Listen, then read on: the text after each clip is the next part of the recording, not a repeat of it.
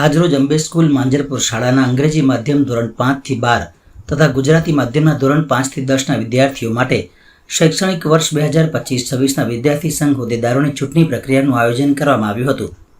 તમામ ઉમેદવારો પાસે નોમિનેશન ફોર્મ ભરાવવું, ફોર્મ પરત લેવું, શાળામાં પ્રચાર પ્રસારની સુવિધાનું લોકશાહી પ્રણાલી મુજબ આયોજન કરવામાં આવ્યું હતું। આજરોજ ઇલેક્ટ્રોનિક પદ્ધતિથી લગભગ અંગ્રેજી માધ્યમના 2000 વિદ્યાર્થીઓ તથા ગુજરાતી માધ્યમના 350 વિદ્યાર્થીઓએ તેમના મતાધિકારનો ઉપયોગ કર્યો હતો। ચૂંટાયેલા પ્રતિનિધિઓને આગામી સમયમાં તેમના હોદ્દાનો શપથ પણ લેવા માટેનો કાર્યક્રમ યોજાયો હતો। Good afternoon viewers.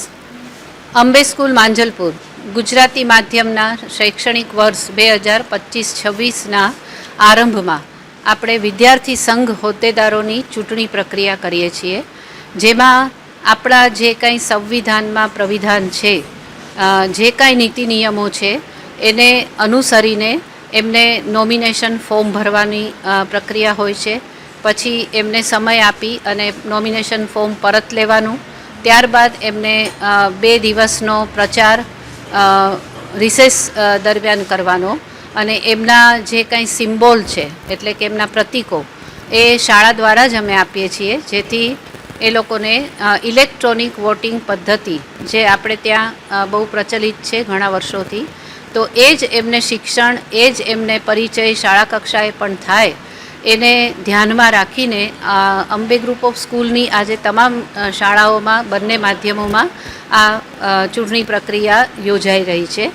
એટલે હું ખૂબ ખુશ છું કે જ્યારે બાળક આગળ વધે છે એના શાળા જીવનમાં, તો એ અહીંથી જ તૈયાર થાય છે કે ભાઈ આપણે આગળ જઈને જ્યારે દેશના નાગરિક તરીકે આપણા પર જવાબદારી આવશે અથવા પહેલી આપણી ફરજ છે વોટ આપવાની, તો અન્ય વિદ્યાર્થી એ પણ શીખે છે અને ઉમેદવાર છે એને એની હોદ્દાનું શું માન સન્માન કે એની ફરજો નિભાવવાની એ પણ એમને અહીંથી જ જ્ઞાન મળશે।